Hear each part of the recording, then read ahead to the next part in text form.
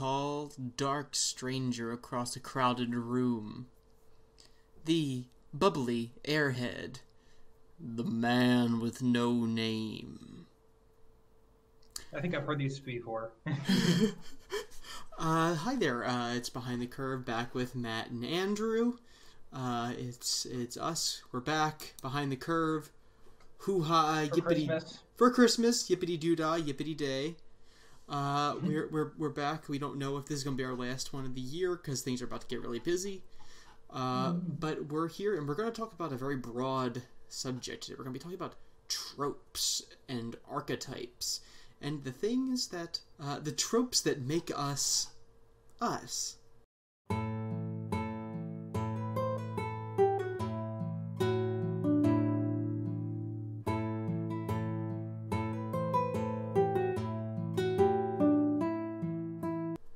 So, as you understand, this is a very broad topic, and we went very different directions with it. So, I think the best place to sort of start would be to just have a very general sort of conversation on on a trope. So, Trope tirade. I don't know. trope I think I'm tirade. wrong. Yeah, that's it. Okay. So, I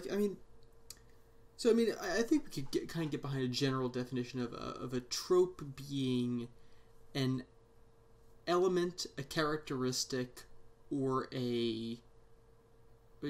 element, characteristic, or fixture of fiction that is, I think it's going to be a element or an element or fixture of fiction that is used well enough to be commonly accepted as a kind of norm. I mean, it's not a cliche for anyone wants to know because to me Yeah. that's more like something that's overrun. Like anything can be a cliche if it's done enough. Kind of more like a social phenomenon. More trope is kind of like the way that something in real life is taken from real life and treated, Mm. sort of like not objects, but just like how they're used within fiction.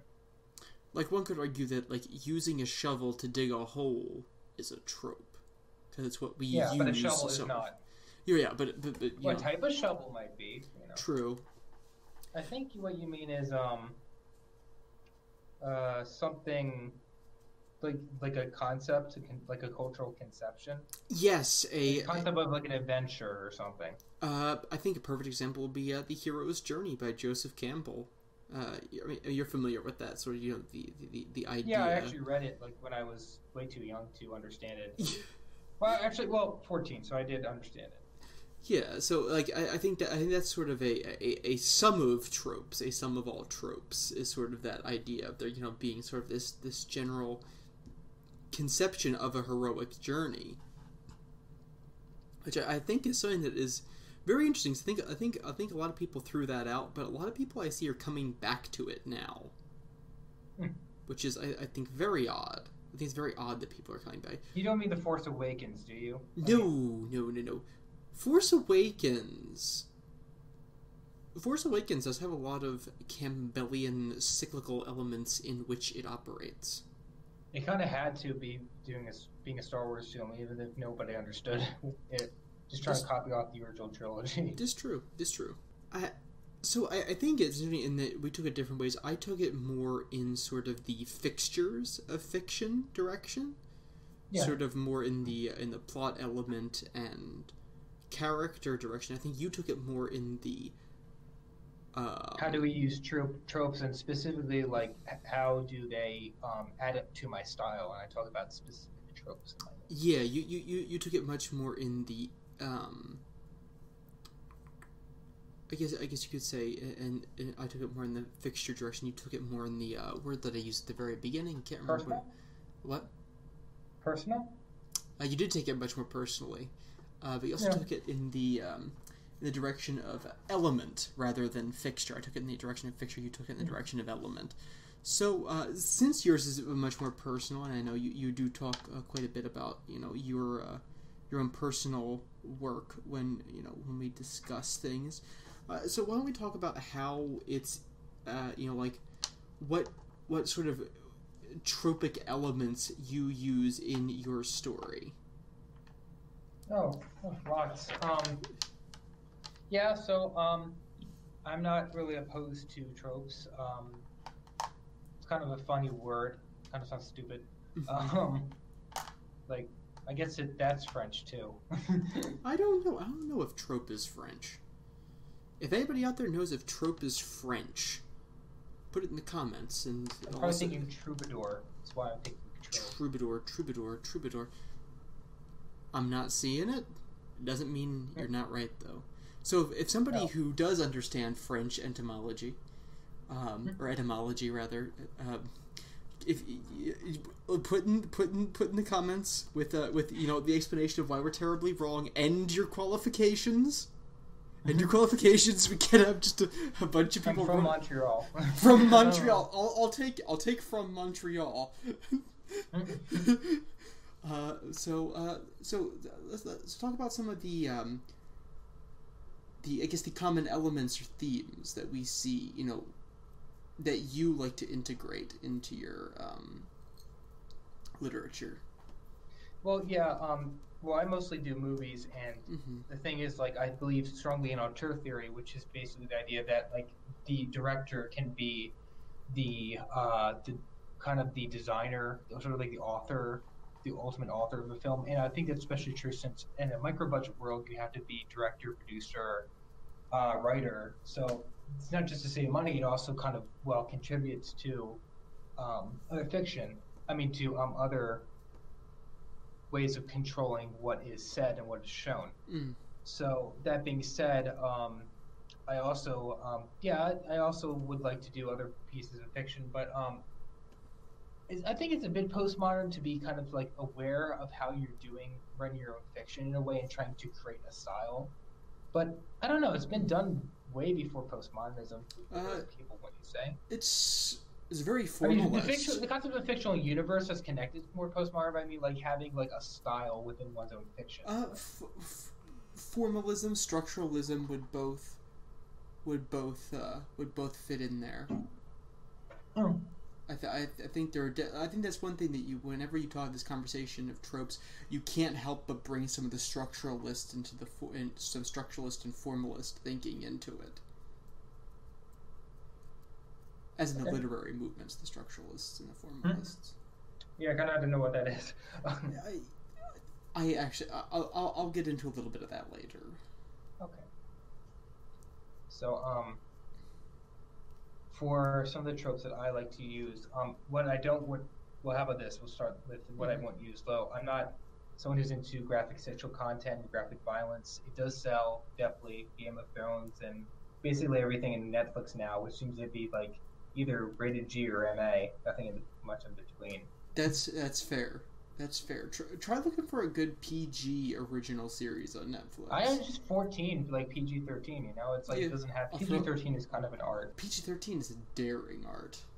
It is because you're always but think of how many of the blockbusters are PG-13. Because it's really almost like the 80s blockbusters before they actually did have it PG-13. Well, I mean, like everything in the 80s was PG-13, but that's beside the point. I mean, like think about like Jurassic Park is PG-13, or it was one of the, or what? No, was Jurassic Park old enough to be just a straight PG, or was it a PG-13? I don't know, but what's your point? I'm saying is it has that perfect sectionality of family friendliness, to the point you'd bring a younger teen to it, but still adult enough to intrigue an adult, or actually, sorry, it's adult enough to make an adult feel without sugarcoating. And to speak to adult issues without having to censor. Yes. On the flip side. Or dumb down. Yeah. So another thing I would like to avoid is partisanship, just in general. I just think it's inevitable that certain characters will see certain things a certain way, and that they'll actually fall into some category of disagreement, I think. That's natural. That's very organic. Yeah. I mean, you're it drives conflict, that's for sure. It does. I mean, I doubt that your Central Texas oil baron is going to see the world the same way as a pot farmer from Vermont. They're not going to see the world. They're not going to see their businesses the same way. even though they're in somewhat similar positions, they won't see their businesses the same way. They won't see people around them the same way. That's highly organic, is to have characters who see things in different ways. Yeah, I mean, just it seems like with postmodernism, like since like the idea of like everything being political, like when it's invoked intentionally, like you kind of like go into good guys and bad guys because you're looking for on top of that like power structures and like good guys and bad guys in a way. It always starts to worry me when fictional characters start talking about real political figures. Always scary. Always. Well, scary. I'm okay with mentioning political figures, but I think that when you start like that's the thing that like a lot of this partisan content that's out now is kind of more an attack on like certain people. It's not really it's not really a discussion of ideas. I mean, obviously that sells, but it seems like people just don't care. Long running works is another thing I would leave out. I'm gonna have to agree with J.G. Keeley. The longer you make it work, like a single series, like it's kind of hard to like branch themes like all across the board. So I'm never gonna be like, oh, this is gonna be a trilogy. Like I just don't think that way. Like I can make it work open ended, but like I also don't think of things in terms of a universe, like Marvel Cinematic Universe. I used to. Yeah. But now it's kind of like it's funny because like stuff like that kind of started out as like a monetary thing and then became kind of like a social meme, and then people built like fandoms on that, and people built like and then people built like social structures and that. I think that's really interesting, like how that evolved. But it all started with like having a monetary need. Having a monetary need. So actually, could you go a little bit further into that? As in, like, you're talking specifically about Marvel? Yeah, well, okay. Any cinematic universe, which is now Star Wars too, because Disney is doing that to it. Yes, which is interesting. Is Disney? Yes, we're going to make the new universe better than ever by wiping out 85% of it. Only Disney. Universe. Yeah. Disney does not have its own private army that we know of. Shame. So, along those lines, sort of. So those are sort of almost. Those act as almost sort of guidelines for you. So these are things that people have gone out and people have established. I think you got this especially with the world building, with the universe, the idea of a cinematic universe. So essentially, these people took the lifetime work of one man, Stan Lee, and well, maybe not just his work entirely, but a web that extended from him. A web. Oh, web. Yes, a spider web. I say web weird. But it sort of extends from him down out into all these other people. And I'm thinking about, like, you look at so many of these ideas. So many of this idea of sort of this universe building. So are tropes in a way, sort of a way of peeling back our own world and looking at it sort of from a writer's perspective. We look at the things that exist and we realize that, things that exist, that they almost have a set value in our literary expression.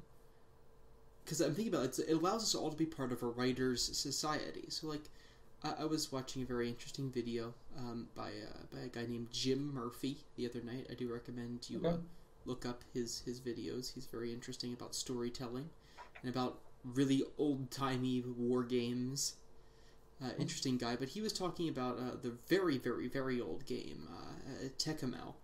And Tekkamel, it was invented by a professor in Wisconsin named M.A.R. Barker. He invented this sort of... So all the best war games come from Wisconsin. Oh, yes. He was a personal friend of Gary Gygax. But so basically, M.A.R. Barker had spent his entire life building this like post-future apocalyptic Mesoamerican universe. And I think you told me about this. Yeah, I think I did. And he ran it all. And he ran it on the base D&D rules, D&D 0 rules. Back when it was three brown booklets and just a really nice idea. But wow. So, like, he has a very active writer society that formed around him, when he was still alive. And that reminded me very much of this trope conversation that I knew we were going to be having today, because that's kind of what we do with tropes. It sort of gives us an in. It gives us a writer's society to our world, an expression of what we see. And there are some things that so many people see that they become sort of a standard thing. And this gives us a universal language. It gives us a universal language. It's very, in a way, Jungian. We do have such a thing as universal symbols. Well, but fiction is just noticing patterns in the real world and replicating them. This is in a sort of fake way, according to the standards of our civilization, really. Which is, I mean, ultimately, I mean, all fiction is just distilled ripples of the truth. Yeah, all fiction is fake, but like I just said, it's a lie to tell the truth. I definitely said that before. Fiction is fake, but it's true. And that's the weird thing about fake, because it's fake, but it can't be false because it's fake. You know exactly what I mean? Yeah. You follow it, yeah. Well, you also said that like it's the Platonic ideas, which I didn't really get. Like the forms, like tropes are like the shadows, and the real world is like the forms. Is that the idea? No, I'd say more, if you're at least we're looking platonically, I'd argue that the people with the sticks, that the writers were the guys, and we're moving the sticks and shadows back and forth, and the shadows are the fiction, and the people watching are the readers. Is that what you just said? Yeah, I said the fiction is the shadows. Okay, well now I feel or stupid. I meant to say that. Okay, it's okay, but yeah, well that means you agree. Yes, I do agree. I'm sorry. And also to kind of break the whole comparison anyway, we're not trying to deceive maliciously. Yes. We're really saying that they are fake. Yes. It's more like if we were trying to impersonate the jailers to free the prisoners. Yeah, no, that's absolutely fair. And sort of to go back to that big idea, sort of the universal myth, you see that, in the idea of truth, this is an idea that I think both, some of the great earlier or mid-19th century minds of fantasy, Tolkien and Lewis, play with this idea. Because I think they both saw fantasy in a far more meta way than I think a lot of people see fantasy now. Even, I'd say, up into the 70s. I mean, the people who very early came to role-playing, they saw fantasy as being very much meta. Whereas I think we see it more as escapist these days. So like kind of it builds on myth? Yes, it builds on myth, but myth is not just a story. It's a language of exchange. It's how we pass along information. It's how we build a culture, and also there is always truth in a myth. And eventually, ultimately, the truth that we pass down to the people after us, the true things, the real things, are myth because they're told in a mythic form. We are mythic people because we operate in a mythic mode of existence. That's how, because we communicate by story. That is how we have always communicated and always will communicate. And language itself is an abstraction. Yes, it is. Language itself is an abstraction. So that's sort of my big idea of how we have tropes and myths and all this hoopla. So to take it out of the abstract, let's funnel it back down to a little bit more personal again. So to disappoint everybody who's postmodern in the audience, my way of doing things, my style, isn't just to portray how I see the world, is to show an objective reality, as in a broadest sense possible. Like, if you think about this personal style, think about maybe, like I said, auteur theory, the idea of the director's author and, like a novelist. So you think of like Tim Burton, like, certain actors, like the design is a certain style, but it's like also dark, kind of emo-y kind of look to it, and like kind of humorous, but mostly I don't want to say serious, but like gothic sort of sensibilities in the classical sense. So like him, I have like certain elements that would I don't want to say always be in my fiction. I just started writing fiction in the form of film, and there's certain things I noticed that I would put in future films that would be similar to the one I'm working to now, and that I already see that I even discovered while writing, which is actually kind of the one of the most interesting things when you actually discover things when you write.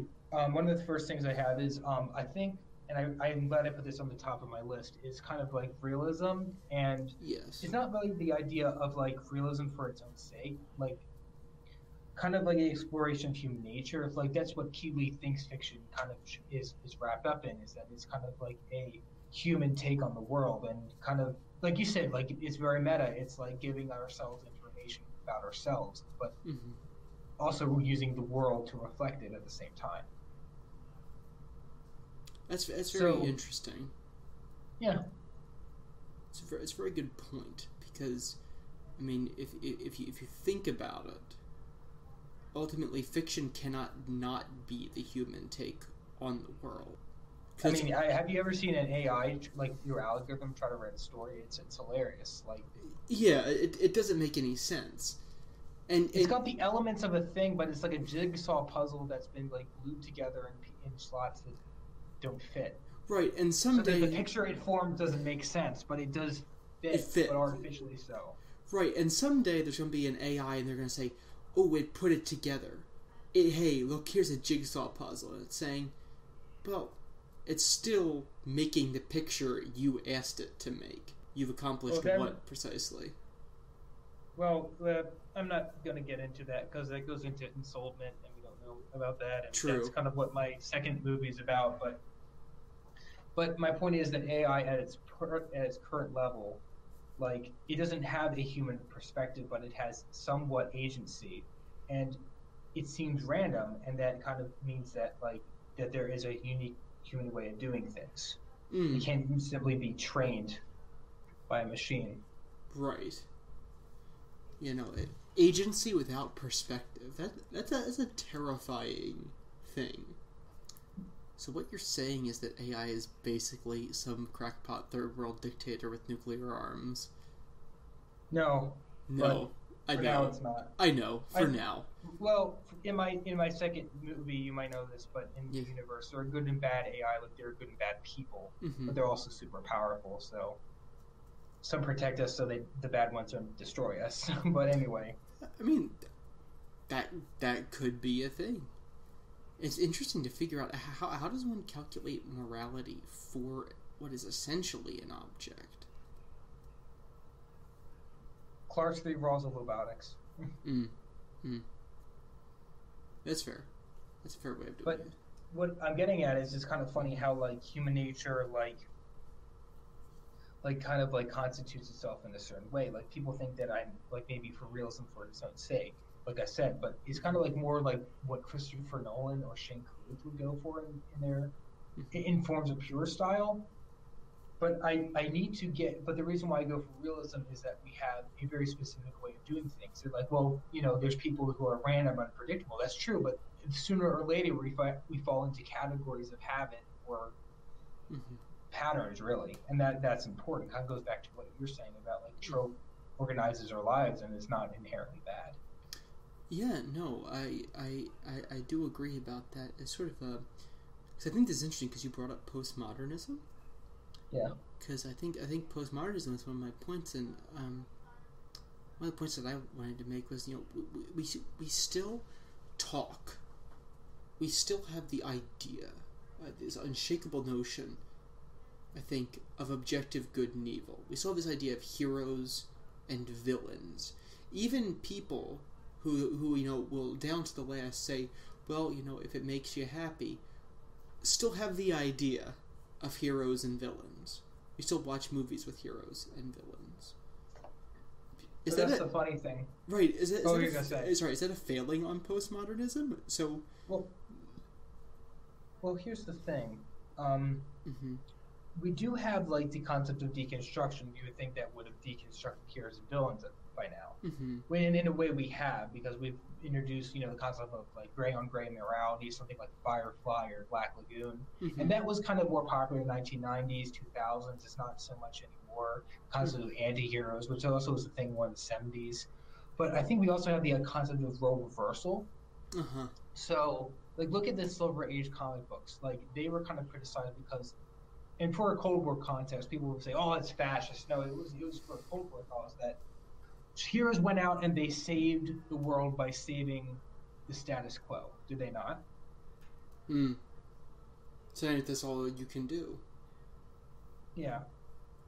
But postmodern says, no, it's not all we can do, because you can have. What if the villain, the hero, is the one who shook things up, like Neo in the Matrix? The Matrix, one of the most intentionally postmodern things of our time, really. That he is a deconstructor. That he challenges power homogenies and structural oppression, and to really goes out and shoot the oppressors. Really, that the oppressors, the bad guys, want the power, the status quo because it serves their power. So, but we see Neo as the hero, nevertheless. So we do have those categories of heroes and villains, but the reason why they don't consider that invalid here, because it's not so much deconstruction as is role reversal.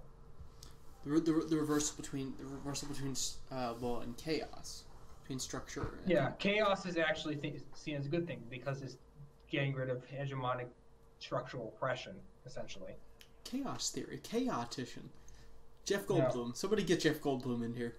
I think you know what I'm saying. Oh, I know. I do. I absolutely get what you're saying, which I think is very interesting. So then we could say, then that's the way in sort of which postmodernism has affected it.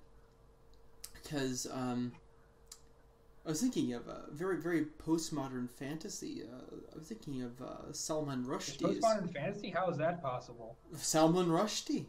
Salman Rushdie's fantasy is well, right. How is that possible? I think people have tried. Exactly. I think Arthur C. Clarke tried. I think Salman Rushdie tried. I think Monty Cook, is it Monty Cook or is it Monty Hall? Because I always get Monty Cook and Monty Hall mixed up with Numenera, the RPG system. Mix them up for Monty Python. Somebody named Monty tried a thing with Numenera. They tried to take Arthur C. Clarke's, any technology sufficiently advanced. It's going to be confused with magic, with horror culture. Yeah, so they turned that into a whole universe. I think people tried. So, Salman Rushdie's stuff. Can you speak to that? How are they postmodern? Again, I have only read bits and pieces of his thing because it is both. It is both very well written, is beautifully written, but it's also not terribly interesting to me, as in it's very postmodern. Because this twist is always that it's deconstruction. Yes, it's highly deconstructed. It's very mechanical. It's very mechanistic. That's how I would describe it. Oh, them Indian writers and trying to always put twists in their stuff. M. Night Shyamalan has entered the conversation. Though interesting, M. Night Shyamalan. How can he not? Is M. Night Shyamalan... I don't think that M. Night Shyamalan is postmodern, though. Which is interesting. No. I think he's kind of his own thing. He's off doing his own thing. And you know what? Keep doing it, dude. Sometimes it works, sometimes it don't. It is, at least, I'll say this much. For something that's so rare in movies these days, at least he stays true to his own artistry. To his own sense of artistry. Yeah. Whether it works out really well or if it works out really bad. So for that... He's an auteur. Yeah, for that I will always respect him. What were we talking about? About Salman Rushdie's how it's always predictable because it's postmodern. The twist is always that it's a deconstruction. Right. Yeah, right. It is always a deconstruction. I think the postmodernism lies in it as in a deconstruction. I haven't finished fully reading his fantasy stuff. It's very beautifully written. He's an excellent writer. So I think it's much more interesting to me too as a reader than as a writer. I know that sounds kind of weird. Like, as a reader, I very much want to read it. As a writer, I look at this and say, okay, I don't know if I consider it a fantasy. I don't know how much of this, I can use as an influence. But as a reader, I think it's lovely. It's beautifully written. He's a tremendous writer. But it's very much a deconstruction. It is, and you can even write some things that he has written about it. And there are some. I think it's very interesting because here's one thing where you see this weird sort of alliance of like, you'll see like hard science, like you see hard science people, postmodern people, and fundamental religious folks will all kind of get together sort of on the very far end of mechanistic fiction, which is very interesting. You wouldn't expect those because people they have very simplistic worldviews, really. Generally, yes. Like, and that's not meant to be an insult to those people, but like, those views are basic. They're straightforward. All of those are incredibly dualistic. Yeah. Because I mean, it's essentially you're saying one is saying this, one's saying this. The other one's saying, "Who cares? Pass me a kazoo and let's get this show on the road." That's postmodernism. But one less comic. Oh, sorry. No, hand me a hammer and stand back, boys. One last comment on the idea of hero. That I think that like a lot of times is like the hero. They do honor, like, even though they do use role reversal and they use heroes and villains, in terms of the hero's journey is supposed to be very, at least you see this with postmodern fiction like the Wachowskis, is very, like, you're supposed to, like, react and see yourself as a character. Like, projection is the point. Like, see, like, this was Speed Racer, which is, like, probably like a few Wachowski movies. Like, there's a lot of, like, internal dialogue with that character. Like, it's like you are the main character. I think there's a word for this in postmodernism, but it's like it's just I see a lot of like the support of projection in postmodernism. I think it's just because it's like everything's relative to the main character, and also like a lot of postmodern fiction tends to be autobiographical. Something really annoys me because usually it makes it boring and kind of sentimental. Interesting story that really breaks away from that. I'm thinking it is very postmodern, but it's also. It's autobiographical, third person. It's I can't think of it right. Oh, People Like That Are the Only People Here by is it Annie Moore? I think it's Annie Moore. Oh, I'm thinking of the I Contain Multitudes by Walden? Camden Boy. Walden? Oh, yeah, Walden. Wait. No. I Sing of Myself. Not Walden. Oh my word. This is embarrassing. But anyway, the author of I Sing of Myself. Walt Whitman. That too. Yeah, Walt Whitman. There we go. Like, I'm thinking like Walden Pond. You're thinking of. That's no. Yeah. But I'm thinking of I Sing of Myself, the poem I Sing of Myself. When I assume you shall assume, and I contain multitudes. Yeah. Makes me think of that. I was gonna say something. This is what I try to avoid, really. And what are you gonna say? I forget. It's okay. So, yeah, I contain multitudes. Speaking of you containing multitudes or not containing multitudes, back to the base level. So, after we, sort of go beyond realism, we've already kind of established realism. So, here I see a lot of themes, and you also talk about consistent themes. Yeah, yeah. With themes, consistent themes is the idea of like, this is kind of like more of like sloppiness that I see in other writers, and people like Healy try to point out that a lot of writers are kind of sloppy and they don't try to like put themes that are consistent. Like, to me, that's just being a good writer. But like, if you see things like The Wheel of Time, like their way of being deep is like mentioning a bunch of things like in a string instead of having characters do something that do amount to something, and that's something that's very hard. Well, not very hard, but I think some writers didn't do that. So something I try. But what you're saying about postmodernism, that one of my themes philosophically is metamodernism. And you can't tell that from last podcast episode, I am a fan of it. Yeah, no, I'm a fan of it too, and I also like how you did connect it to neo-romanticism in your notes too, because they are very, very similar. But yeah, no, I think especially for the kind of literature that we write, for the fact that we do actively seek meaning. I think of all the literary movements recently, I think that offers us the best vehicle. Though Currently, yeah. yes, Because I feel like we can't go back to necessarily like modernism or pre-modernism, mm-hmm. but considering what's gone to the world. Or we could, but I don't think people would be very convinced of it. Yeah, because I'm I think we do see some echoes of like Victorian progress. I think we see a few echoes of that with people. I think we see that some echoes of that with the tech industry, the people who really believe in tech. Yeah. But well, if not even that, like people are going to come with with postmodern questions if you try right, to have a modernist or the pre-modern world as their because that's what they do all the time. right, They say like, "Oh, you hurt my feelings. You hurt my feelings. Need me." right, which is be sort of the response. You hurt my feelings. The modernist response is, feelings are meant to be broken. Yeah, you can't stop progress. Which is kind of why postmodernism got started, because of a resentment of that idea. Yeah, it's resentment of ultimately the struggle that is modernism. Modernism is the weeping for those that is both the weeping for our lost innocence and the saying of, well, it's beyond me now, so it's just going to keep going. It is the first It has World kept War. going because we keep on. We have, from a enlightened rationalist perspective, we are still discovering things and we are still forging ahead with technology.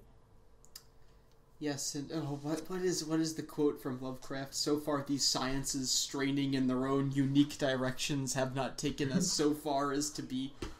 I forget exactly what it's like. So far as to be.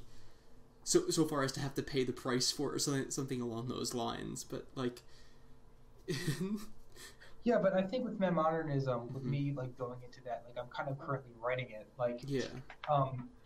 That's why I think it is connected to neo-romanticism, because like I know like D. Vermilion Acker or whoever like kind of had a specific idea of neo-romanticism, but I think the biggest kind of potential with that is like figuring out there's kind of like a right way of doing things, not like just one way. It is flexible for different people.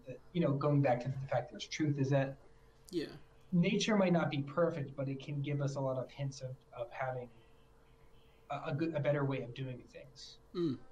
Yeah. And not just like a Taoist way of living in our environment, but like living with one another and having there being a natural way of doing stuff.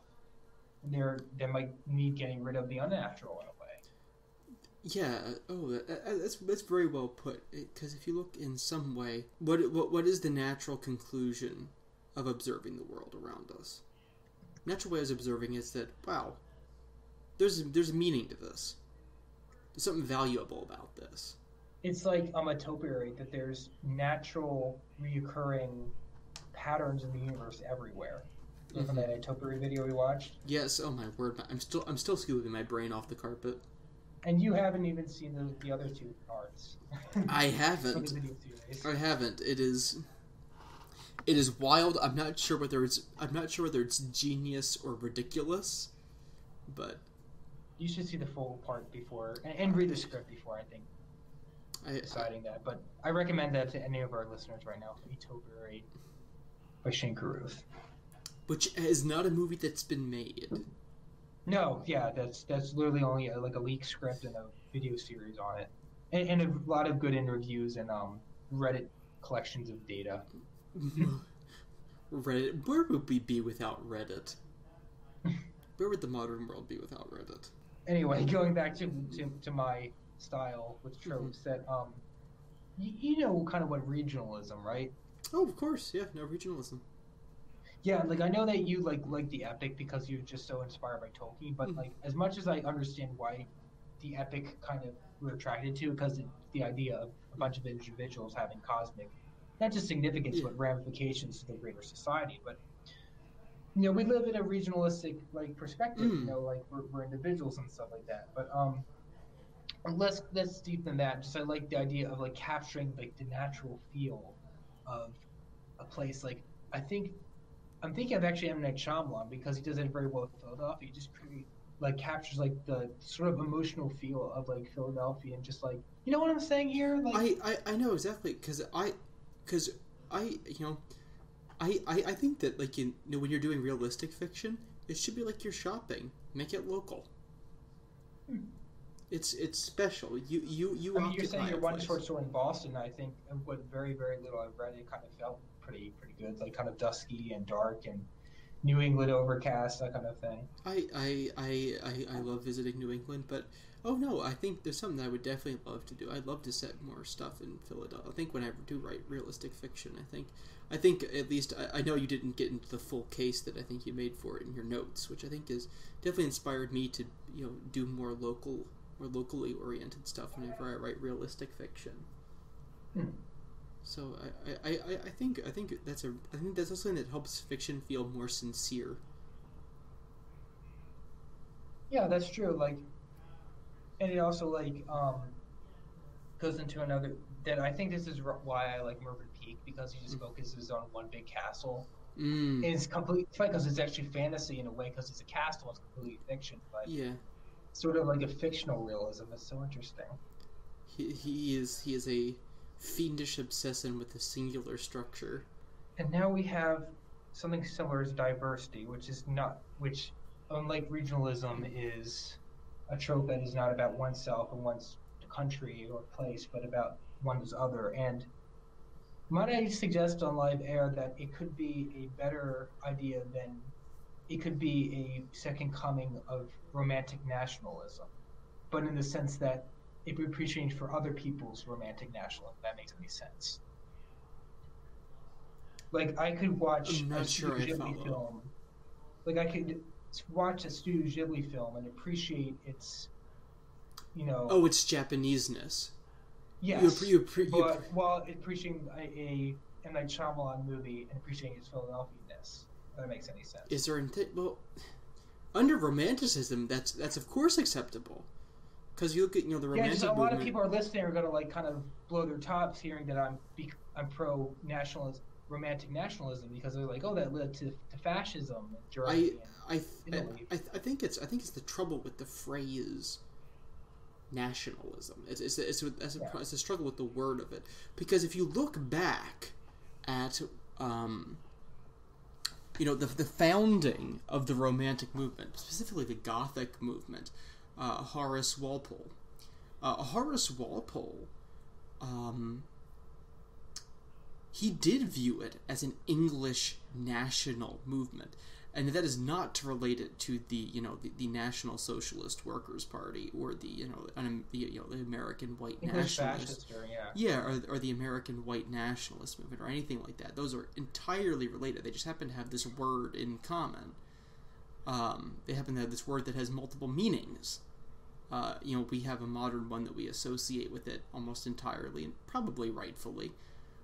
But it was founded as, Gothicism was supposed to be the preservation of England's heightened lyrical and imaginative heritage as handed down, from the ancient days, with sort of Shakespeare as its acolyte. That is, that is the heritage. It is a deeply English national movement, but it's spread. This idea of romanticism. So you can't remove romanticism from that origin. You can't strip them from each other. Well, I would hesitate to use the phrase romantic nationalism because of its cultural baggage in these days. Yeah. I think the idea of appreciating something for its place in its culture is that is not an ironic thing. That's an honorary thing. Like here's the thing, because we would consider it, I think people who would blow their tops over saying, who would have an issue with I'm thinking, what's something that's deeply and inherently American? Consumerism? I don't know. Another. I meant like a work of fiction, a work of art. The Great Gatsby. I don't know. I'm thinking more like positively American. Oh. Star Wars. No, I can't. There's one on the tip of my tongue. Can't think of it. Well, what's your point? But I was thinking that a lot of those people would only be upset about that being, romantic in the sense of, oh, it can't be romantic. Because, but I think that those people would probably not have a problem with how romantically Japanese Spirited Away is. Spirited Away is deeply and passionately Japanese. And I think, yes, it's self-aware, but I think that is, it's beautiful. It's beautiful. And I think, you have some things that, that are deeply and romantically of their own culture. And they're proud of their own culture. That doesn't mean they don't look at its flaws. Spirited Away certainly looks at its culture's own flaws. Well, here's the thing. This is why I brought up diversity, and I dare to use the phrase romantic nationalism, because let's look at the concept of this. It went from national romanticism, that got taken too far with fascism and nationalistic socialism. And then we went to diversity with postmodernism, that got taken too far with identity politics and tribalism. So Menominee says, okay, we can balance this. We can look at other people's nationalism and say that's okay. There's always going to be nations who appreciate that. Not to have fascism on the one hand, or on the other hand, have diversity to deconstruct power homogenies and to try to create representation for oppressed groups, even if they are oppressed. The point is that, like, having it ultimately to satisfy the problem of both of having lack of representation, also appreciate something that even if they are what some may call having like power, it's having it almost for its own sake, almost just to portray life, going back to realism. I mean, like, you know what I'm saying here? So, if I'm following, which I think I am, is the removal of tyranny is not the removal of pride or identity, but the uplifting of one's own, the uplifting of one's collective identity with the appreciation of other people's uplifted identity. Well, here's the thing. Critical theory says that you can't say, I know how you feel, because someone else's oppression cannot be replicated in another class of power. But I can say, modernism says we can say that. Yes. It's funny, it's like it rejects sympathy and empathy, but I say that we do. And the answer might not even be deconstruction, which is, anathema to postmodernism, because like the answer to everything is deconstruction. But so what we're saying is that the romantic within the proper context, just as the patriotic and the romantic, two entwined concepts, when removed from tyranny, could be the great equalizer of the artistic world. So it doesn't move on to deconstruction that creates its own tyranny, or really the opposite, which is like fascism, and so it tries to balance the concept of really individuals and a collective, really. Because we all are individuals within a collective. Yeah, it points to a common humanity, I would say. It's also here's the thing, like I would use like sometimes certain universal themes are best done in a specific area. I'm reading a book right now that deals with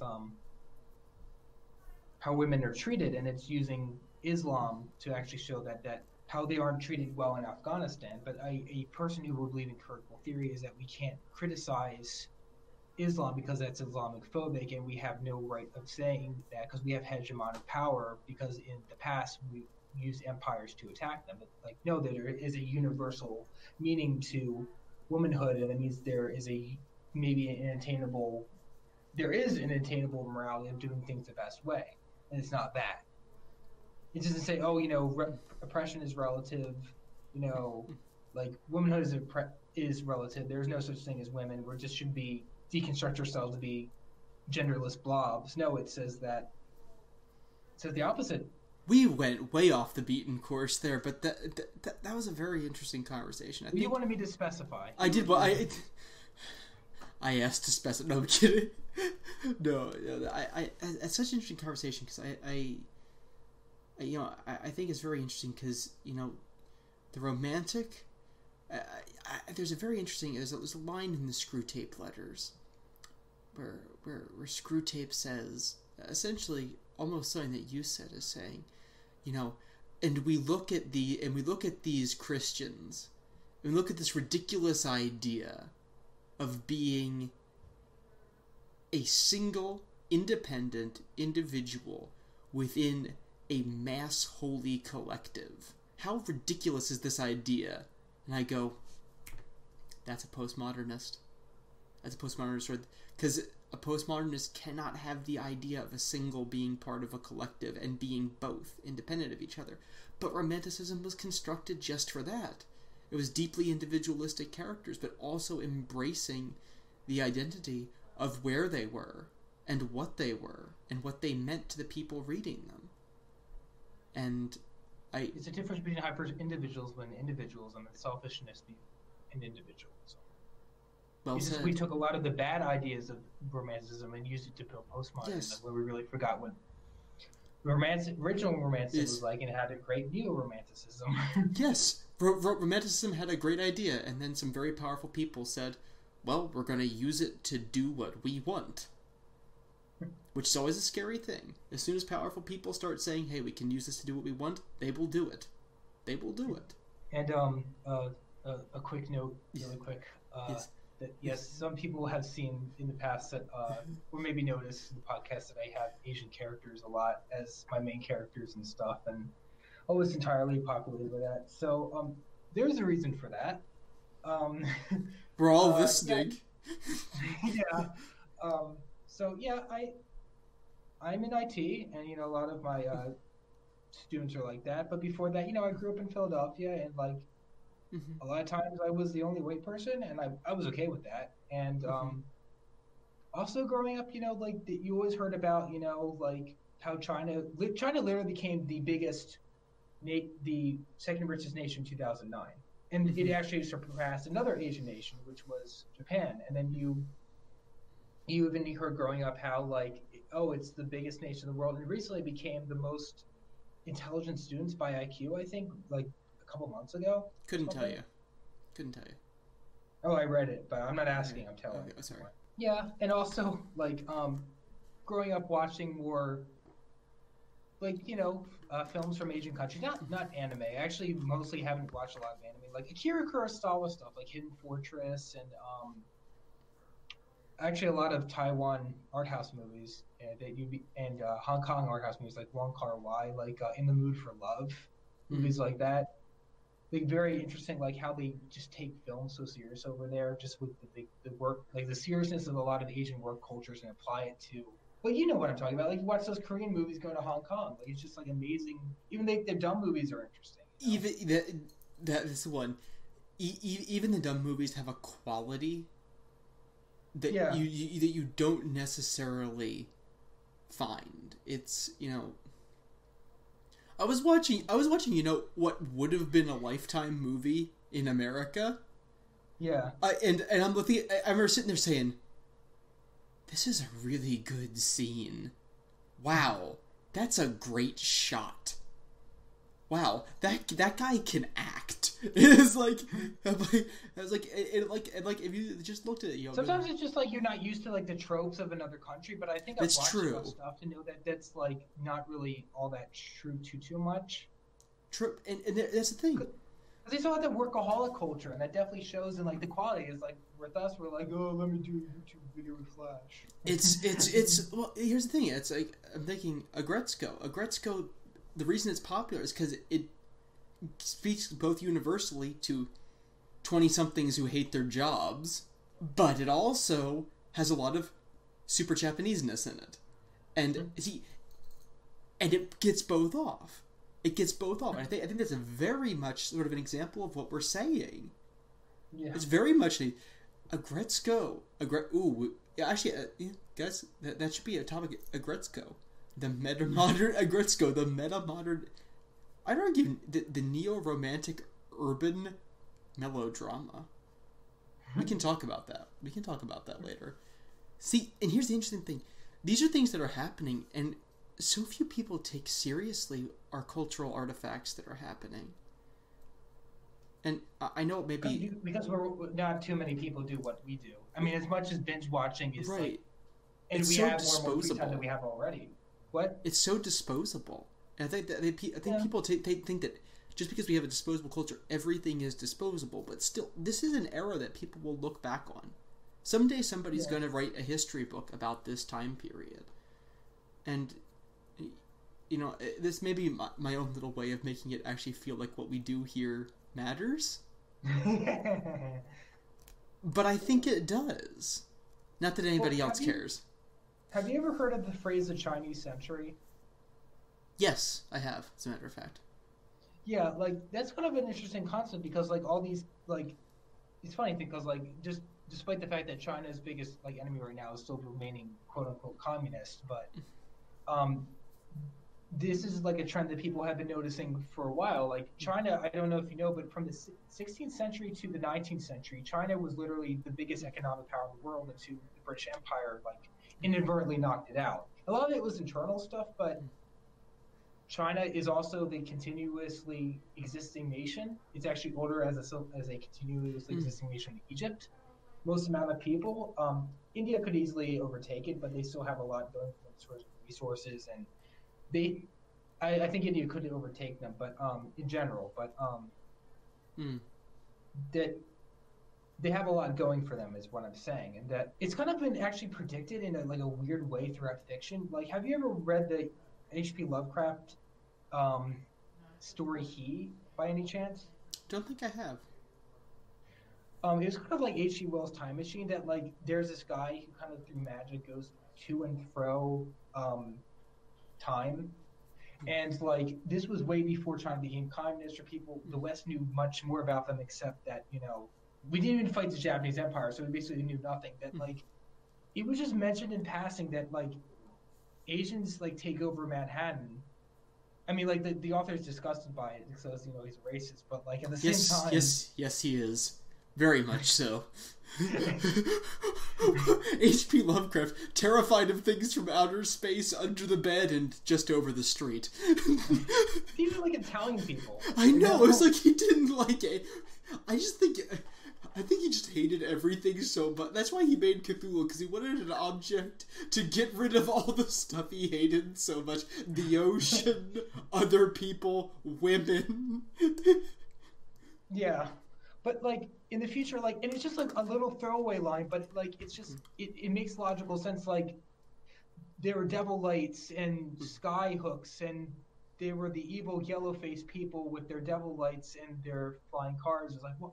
Wait, what? Like, they're just, like, a fact? Just Asian people take over the world? Like, in the 1934? What?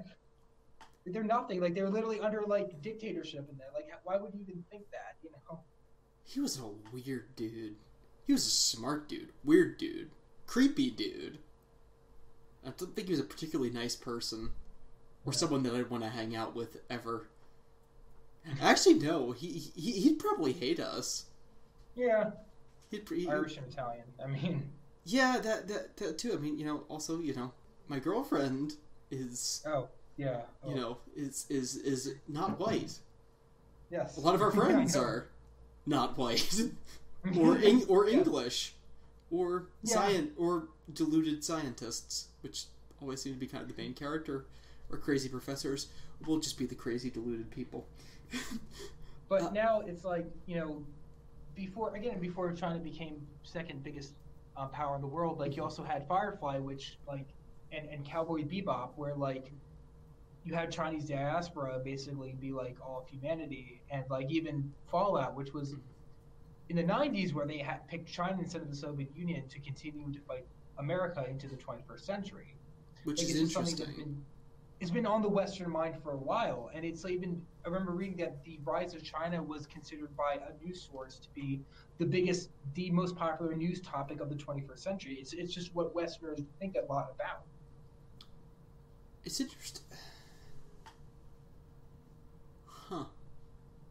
Maybe some of that. I wonder if some of that is the American fear of saying they were here before us, and there's a half decent chance that they'll be here after we're gone. Think about that, though. China's existed far longer than American civilization, or even arguably Western civilization as we know it existed. Yeah, and I think that's kind of like what I'm getting at with this is that like now there's more of a market. As much as like a lot of films are censored, like a lot of the movies are like having like Donnie Yen or someone was like in like Rogue One. Like I think that like having films be diverse will only pay off because because the world is developing so quickly, especially Asia, that having those kind of characters and understanding that language and that culture will only help authors to like hit a better market, really. If your science fiction isn't diverse, you're probably doing something wrong. I think that's pretty realistic to say that, you know. Yeah. I mean, at least as long as we have this continued trend of globalism. So therefore, could one argue that, you know, the meta-modernist, the neo-romantic, is the balance of globalism and what's the opposite of global? Regionalism, I guess. Regionalism. Yeah. Is because, you know, you're saying embrace yourself and be proud of what you are, but also use that to increase greater understanding between peoples. Yes. I mean, that's a remarkably healthy idea, I think. I don't know if it would ever catch on, but hey, I hope it does. It seems a lot healthier. Last tropes that I would have interest in how people talk, like I said, like accents. Yeah. Sometimes I wish that I could just write my.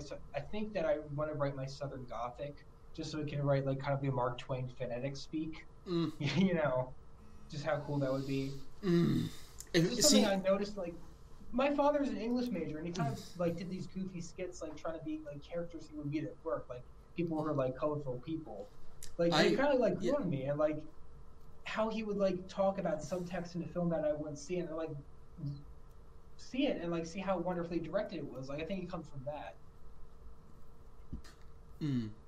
That I have experienced your father. I have experienced your father's skits, retellings of work adventures, which is interesting. Phonetic speech, when it works, is fantastic. When it doesn't work, it's absolutely hysterical and unreadable at the same time. There are some people. There are some really good authors who pull it off really well. I think you mentioned Mark Twain being correct. There's one being.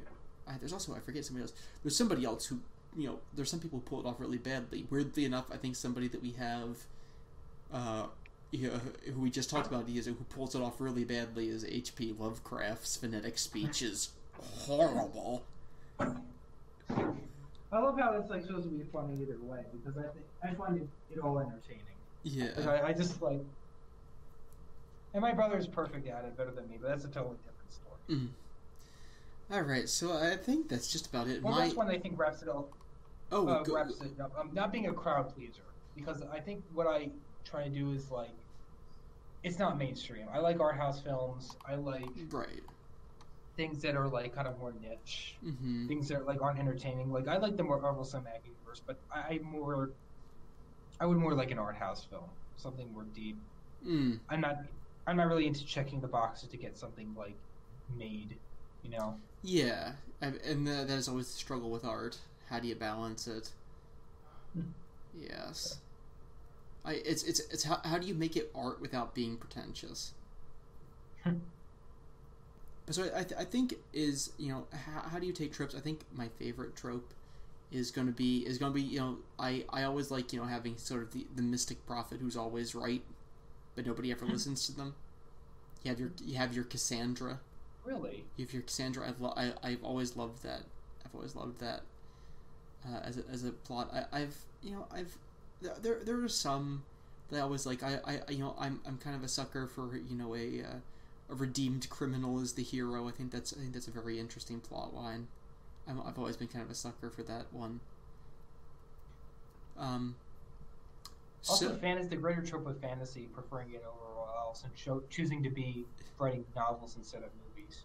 Yes, it's true. That is something as a trope. World building, and you know, really, what is there's an interesting Matt Colville video where he talks about the level of your genius is the obscurity of sources that you steal from. No. Which I would disagree because I don't really like pastiches all that much. I mean, I appreciate them, but I don't think that you kind of need to know, because the fact that you have to know all this stuff that doesn't really matter or to get it better.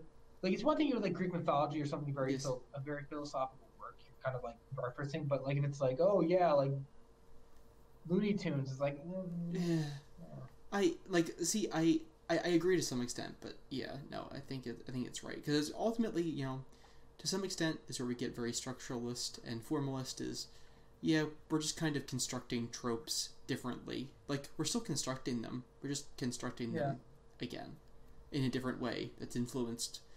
Even though I think formalism and structuralism wouldn't like that, but to be influenced by ourselves in our own time, because we as writers matter. All right, so do you want to move on to our questions? Yes, very, very quick. Okay, what's your favorite archetype or trope, generally speaking? Like, as in, like, a character or a person or a plot line or a plot hook? So, I forget the name, but it was basically the idea of making the common awesome, which I think is kind of like the whole thing of the whole point of fiction, in a way. The elevation of the ordinary? I think it would have been that, actually. Okay. Interesting. Yes, and I think my favorite example of this would be Mervyn Peake. If you ever get into his works, like, what he described is completely non-supernatural, but like the poetry, not even the poetry, just the prose of it all. It's amazing. Okie doke.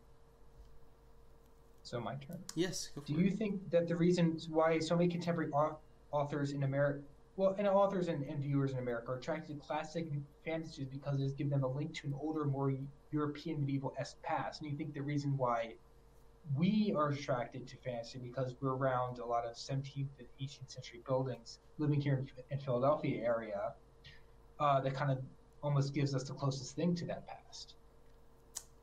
Ooh. Interesting question. It's a two-part question. As it refers to the buildings, I'm not sure, because we do have a significantly older history than I think much of the rest of the United States, from where we live. I think that definitely influences an accessibility to history and the idea of the American narrative. It's highly accessible to us. It's immediately accessible. So I think, that could definitely have to deal with an interest in history. As for our draw to fantasy, I mean, I think anybody who has that early aspect to history is likely to have more of an idea, at least a sense of, if not belief in, grand narratives. It's not just like a lifestyle, a genre that had to do with a lot of people who has a lifestyle had to farm, which you also see in Lancaster too. True, but Lancaster count with the Amish, I mean. I think it could be a tie to the thing. I think it could also be a tie to being that as long as there is fantasy, there is a bard. And as long as there is a bard, we are leaving something behind. As long as there are a bard, we are passing down something. That's, I think, my ultimate of my favorite fantasy tropes, is the bard. Is the person who keeps the remnant in art. Somebody who keeps a remnant in art for what is coming after of what has come before. Somebody who looks both back and forward, not necessarily factually, but looks at what something means in the past, looks at what something means in the future, and transmits it down. And I think that is ultimately our demand as storytellers, our want. It's not just to capture a moment in time, it's not just to tell a story, it is to preserve story itself. Okay. And my question for you, it's very simple. What's your least favorite archetype? What's an archetype that you hope would be done with, that you wish was over with? One that kind of annoys me is that, like, just the general, any trope that deals with, like, that removes, like, real world consequences. I just don't think that's, like, good for anyone. The important stuff too. Mary Sue's? You don't like Mary Sue's? Yeah, I guess that's it. Like, that kind of, like, seems to be the root of most problems. Mary Sue is a legitimate thing that is starting to influence literature. The growth of the Mary Sue is actually starting to get a little bit scary, especially for young adult protagonists. There are a lot of Mary Sues out there. And there's a lot, and fan fiction is making more. It's scary. It's scary. As a writer, at least. I sound very old and pretentious when I say this. Yeah. Yeah. Alright, and your question for me, sir. So do you think many authors unnecessarily set their stories in fictional worlds, like either to avoid doing the research or taking on the emotional baggage of the real world, and use an unnecessary amount of fake things when the real world analogy would be a better fit? So just for example, don't read into this, but like Margaret Atwood, maybe instead of writing The Handmaid's Tale, she could have written like a book about a woman in Saudi Arabia. From Margaret Atwood's perspective, I'll say no, because she's not aiming at that. She's shooting a full broadside at something else. So I'm gonna go with no for Margaret Atwood, because I don't think that's what she's going for. But in general, I know people do it. Like for George R. R. Martin, like for another example, like, oh, I don't have to research the Middle Ages or the Roman Empire. I can just create all these fake things and all this unrealistic human interaction, and then have all my inappropriate stuff in there. Just be lazy about it, write fake crap. I think some people do it. I think some people do it because they have too many ideas that can't happen in the real world. It's fair. Oh, that's fair. Yeah. I think that some people look at the things that they see, and they see similarities that they want to exist in a real. I can certainly defend that point of view. I do know that there are people who I think this is more of an issue versus setting things in a fake world versus the MacGuffins in a fake world. Because if you look back at early D&D, it's like people are like, I'm going to invent this magical thing. It's the sonic screwdriver versus a lockpick. That's what it is. Oh. But it's almost like if it's not something that like matters, that's something sociological, and like the only thing you lose left is like you allegorize the thing, or the journey to do something, even though it is a MacGuffin, is interesting than the thing itself. But I still think you can do much better than that. Yeah, no, I think that even we in fantasy, we do have too much of a thing with MacGuffins. Yeah, it's like I don't really care that fake thing happens to fake thing B happens to fake thing C. Like, why do I care? Like, it's like just a bunch of fake things. Yeah, versus fake thing A happens. Now what happens to B, C, D, E, F, G? Like that's a healthy plot structure. Not A happens, B happens, C happens, D happens. It's the difference. Okay, this is gonna come off the wall, but there's a really interesting video that the guys who did South Park did about storytelling, and it's a very good video. It's a very short video. Gosh. And I recommend that people look it up. I'm not a big fan of South Park, but these guys had a really brilliant video, which is if you say "and" anywhere in your outline, if you say not anywhere in your but between any of the bullet points on your outline, the story's a wash. It's always but. It's always but or therefore. The next step always has to be but or therefore, not and, which I think is a very interesting way of. I think it's a very good way of storytelling. Okay, is that everything? Is that all of it for us? Okay. Yep. And we didn't even get to everything. Who knows? There might be Tropes Part 2 somewhere out there. Tropes the Extended Cut. Tropes After Hours. Oh, gosh. All right, from all of us here at Behind the Curve, have a very, very good evening. Tall, dark stranger, mysterious man from beyond the hills, man without a name. And for all you bubbly ditzes out there, have a good night.